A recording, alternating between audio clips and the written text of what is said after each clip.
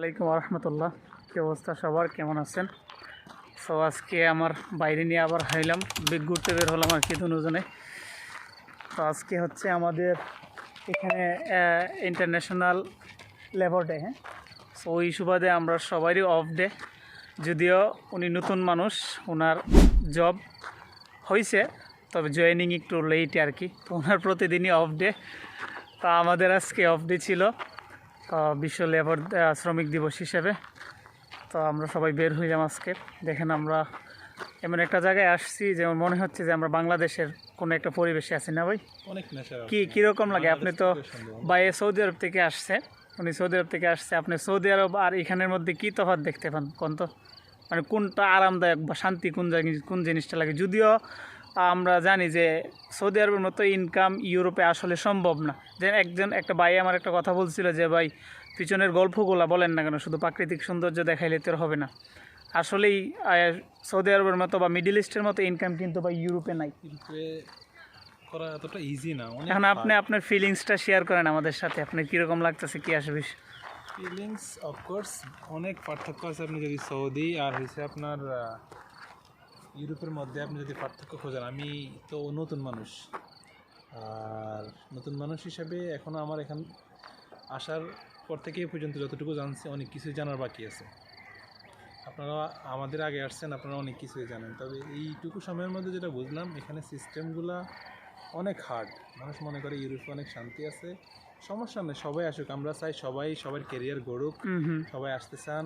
Trustable agency যে আছে, টাকার যে গ্যারান্টি আছে, ওখানে কন্ট্যাক্ট করে আসেন, কোনো সমস্যা নেই।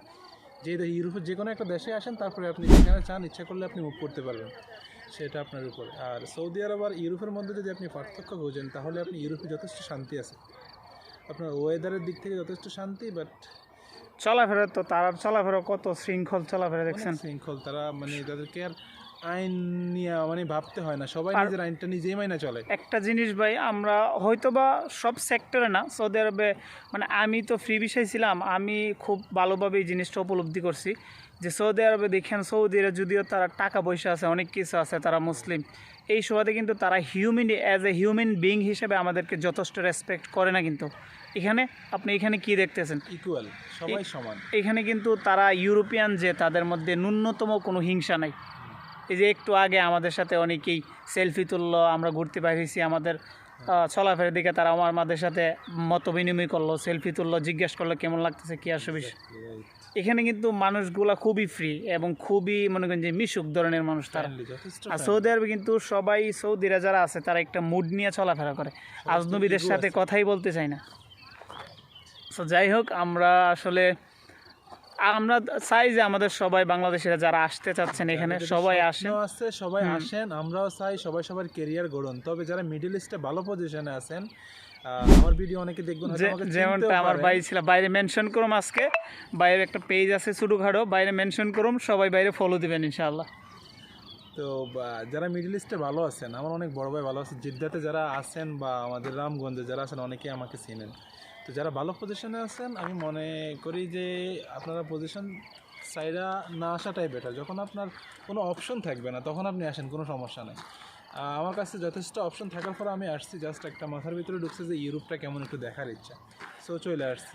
আসলে এখানে আমরা আসার উদ্দেশ্য হচ্ছে টাকা কামানোর জন্য তো সবাই আসে না, কারণ মিডল ইস্টে এমনও মানুষ আছে যারা মোটামুটি স্যালারি জব, উনি মোটামুটি 5-6 হাজার টাকা আর্নিং করতো মাসে, আরও বেশিও করতে পারে, কিন্তু ওনার স্যালারি ছিল 5-6 হাজার টাকার মতো, উনি ভালো একটা জব করতো। তারপরে এখানে চলে আসছে, তো এখানে আসার পরে প্রায় 1 মাস, এখনও ওনার জব কনফার্ম হয়েছে, কিন্তু জবের জয়েনিং এখনও পিছাইতেছে আর কি।